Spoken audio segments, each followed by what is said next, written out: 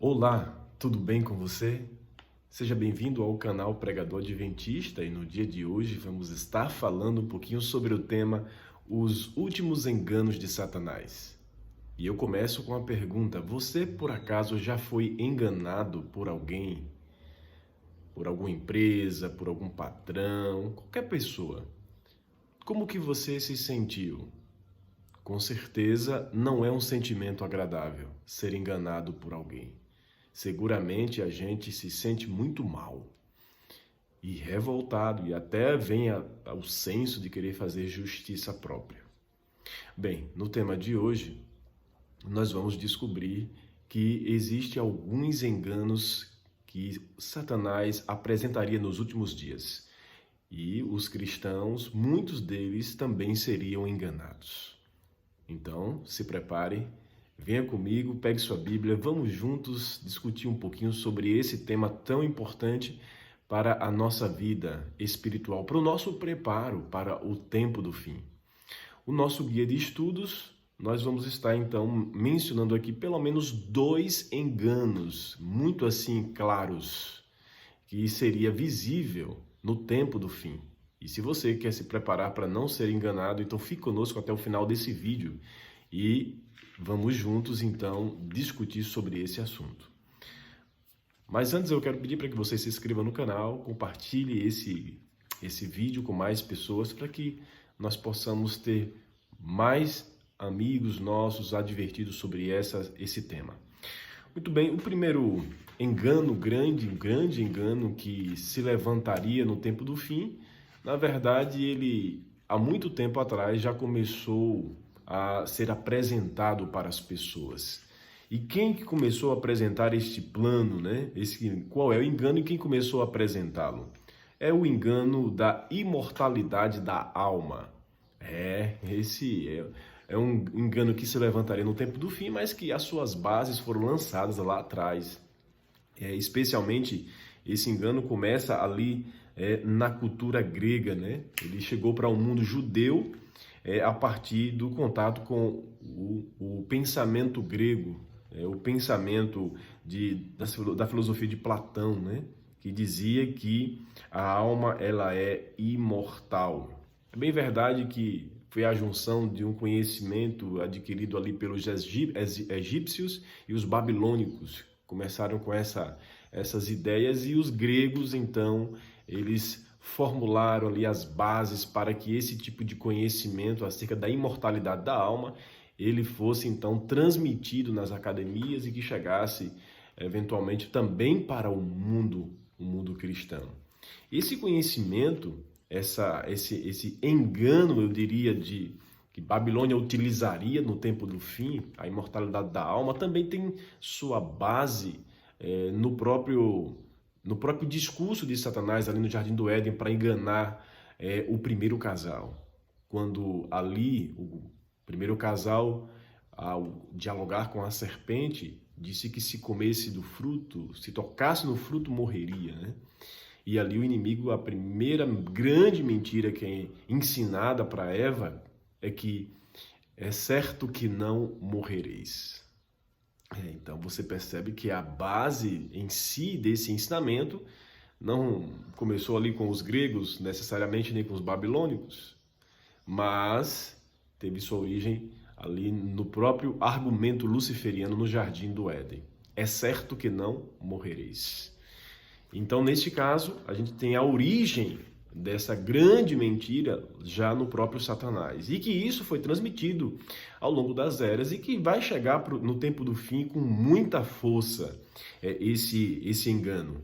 De tal maneira que o livro do Apocalipse, especialmente no capítulo 16, versículo 13 e 14, diz assim, então vi sair da boca do dragão na profecia é Satanás, da boca da besta, que no relato do capítulo 16, essa besta aqui é um poder religioso, né, que estaria guiando o protestantismo, o catolicismo, digamos assim, e o protestantismo, e da boca do falso profeta, 3 espíritos imundos semelhantes a rãs, que são espíritos de demônios, operadores de sinais, e se dirigem aos reis do mundo inteiro com o fim de ajuntá-los para a peleja do grande dia do Deus Todo-Poderoso.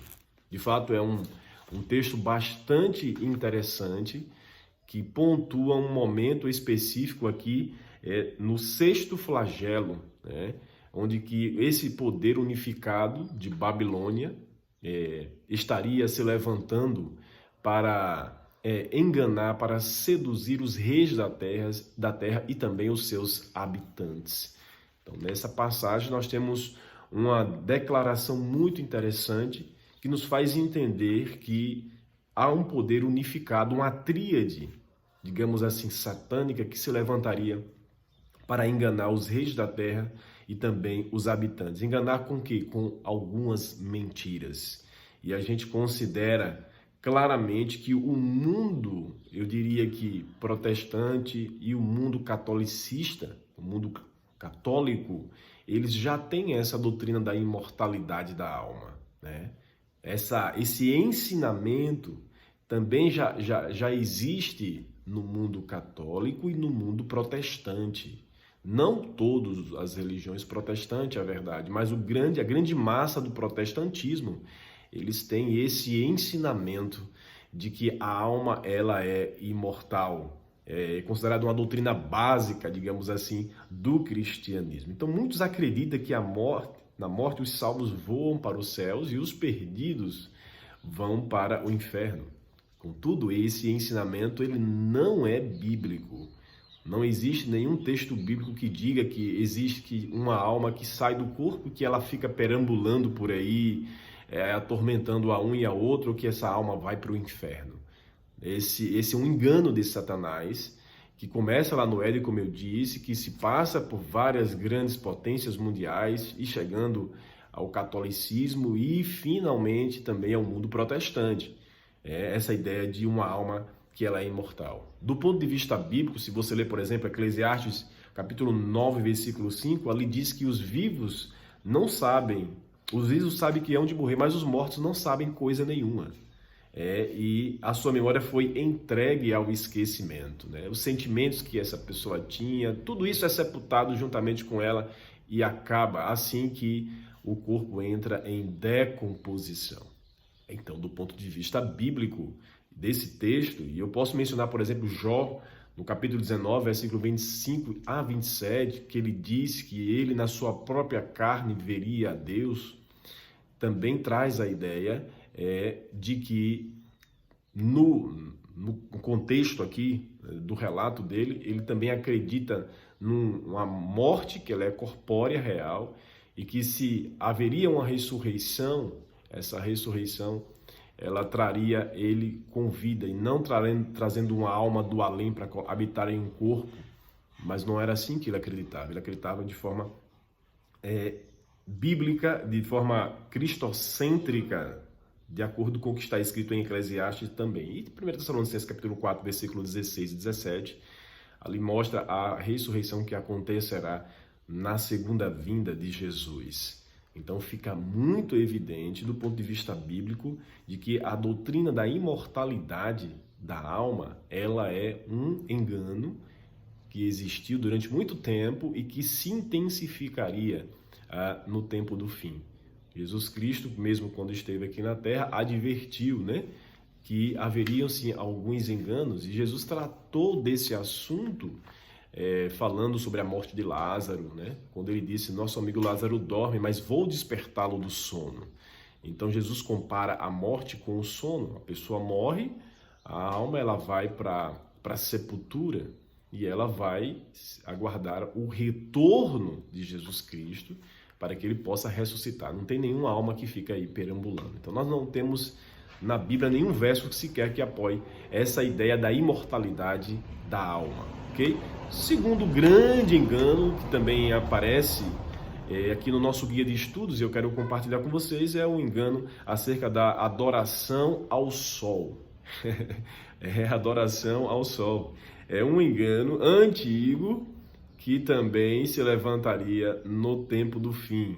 As grandes potências, algumas civilizações ao redor do mundo acreditava na veneração ao sol. Os egípcios acreditavam, tanto é que se você visitar alguns templos faraônicos, vocês vão encontrar na entrada dos templos antigos ali o desenho do sol, na entrada do templo. A ideia da adoração ao Deus Sol está presente em vários templos faraônicos. Se você visitar, por exemplo, Karnak, lá no Egito, Tebas e várias outras cidades antigas, vocês vão perceber isso. Os assírios também, eles adoravam ao sol. A Pérsia e também a Babilônia, eles tinham uma veneração ao sol. E é interessante que quando Constantino, no ano 321, ele vem para o cristianismo, ele se batiza, ele traz uma prática que era muito comum no Império, que era a adoração ao sol, o dia do sol, né? Tinha um dia específico para isso, e esse dia era o domingo. E ele traz essa prática para o cristianismo, né?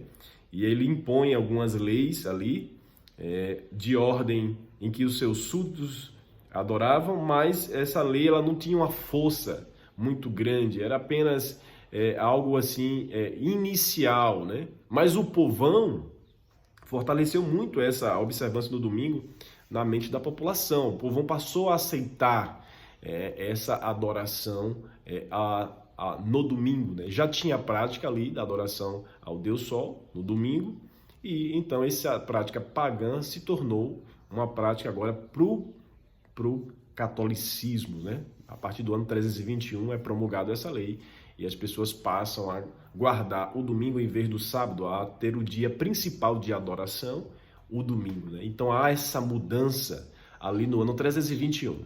E daí por diante o catolicismo adotou esse dia como dia oficial de adoração, e na sequência também o protestantismo apostatado acabou adotando também o dia de domingo como sendo o dia de adoração, o dia oficial de adoração, o mandamento, sendo que, na verdade, o mandamento da adoração a Deus seria o sábado, né? O dia separado por Deus para que pudéssemos adorar ao Criador, ao invés de adorar a criatura.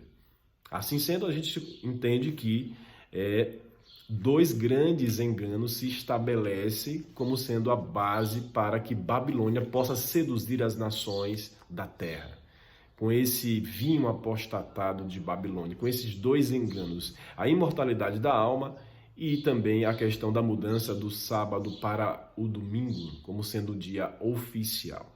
Com isso, queridos amigos e irmãos também que assistem aqui o canal, eu quero dizer que há um chamado divino para a fidelidade. Há um chamado divino para que nós possamos ser fiéis à palavra de Deus.